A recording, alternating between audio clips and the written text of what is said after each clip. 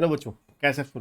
इस वीडियो में बात करेंगे सीएस की दिसंबर 24 एग्जाम के बारे में और ग्रुप 1 के पेपर नंबर 4 सीएफएम के बारे में। किस तरीके से लास्ट 50 डेज की आपको स्ट्रेटजी अपनानी है, किस तरीके से रिवीजन करनी है।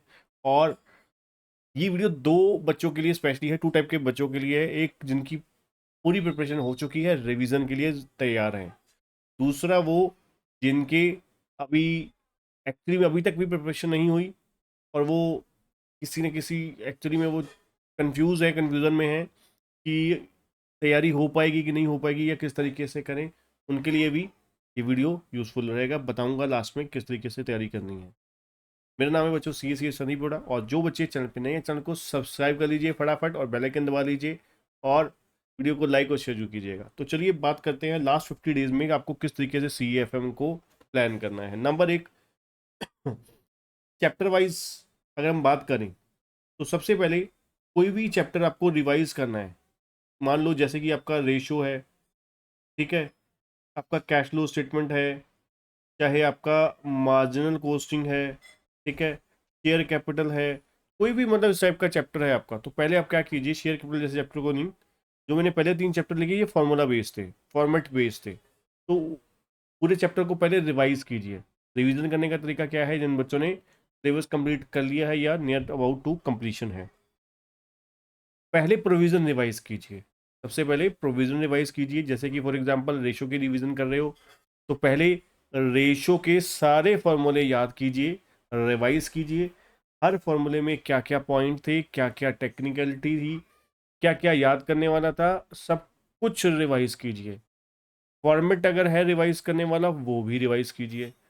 दूसरे नंबर पे फिर क्या कीजिए आप, जब एक बार फॉर्मूला फॉर्मेट सब कुछ रिवाइज हो गया, प्रोविजन रिवाइज कर ली, तो फिर आप देखिए कि आपने कितने टाइप के, जैसे मैंने आपको बताया, अगर आप मेरे को पहले फॉलो करते हो आप, तो मैंने आपको पहले भी काफ़ी बार बताया हुआ है कि आप नोट कीजिए कि किस तरीके से आपका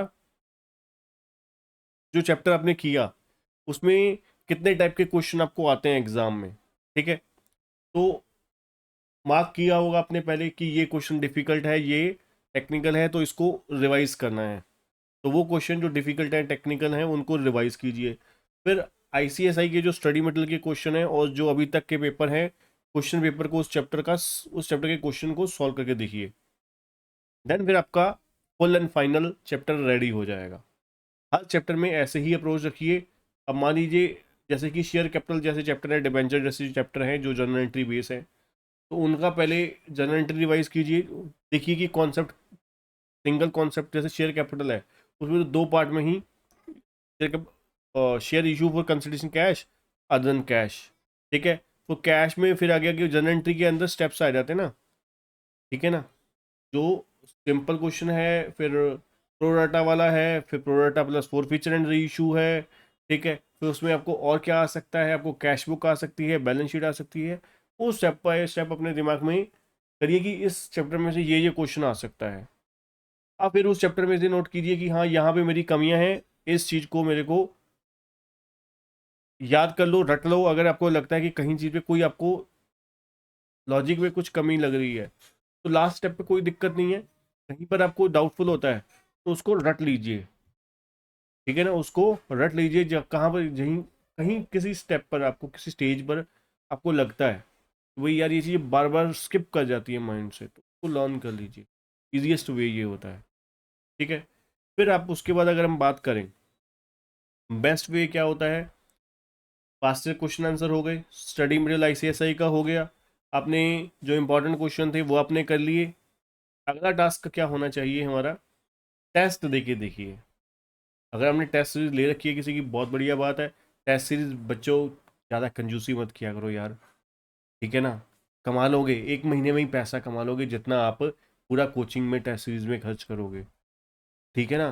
तो प्रॉपर अगर पढ़ाई कर ही रहे हो तो ज़बरदस्त तरीके से करो, शानदार तरीके से करो कि कॉन्फिडेंस हो, 101% निकल जाएगा आपका, ठीक है। तो ढंग की टेस्ट सीरीज लो, फॉर्मेलिटी वाली टेस्ट सीरीज मत लो, ठीक है ना। जैसे हम टेस्ट सीरीज लेते हैं, अब CFM की अगर आप मेरी टेस्ट सीरीज अगर आप किसी भी बच्चे से पूछे, 20 टेस्ट, CFM में 20 टेस्ट होते हैं, जी हाँ, एक सब्जेक्ट के 20 टेस्ट इतने, तो आपको बोथ ग्रुप में भी नॉर्मली आपको मार्केट में सुनने को नहीं मिलेंगे, ठीक है ना। तो तसल्ली से टेस्ट दीजिए, प्रॉपर, अगर कहीं से टेस्ट नहीं ले रहे या नहीं लेना चाहते, ठीक है, तो सेल्फ स्टडी खुद कीजिए। रेंडमली आप क्वेश्चन उठाइए और देखिए कितने मिनट लगेंगे, कितना टाइम मेरे को लग रहा है। अगर आपको 6 नंबर का क्वेश्चन है, 5 नंबर का क्वेश्चन है, आपको 20 मिनट लग गए, इसका मतलब है आपका 60-70 से ज़्यादा पेपर नहीं होने वाला। ठीक है ना, ये चीज़ें भी नोट करने वाली हैं।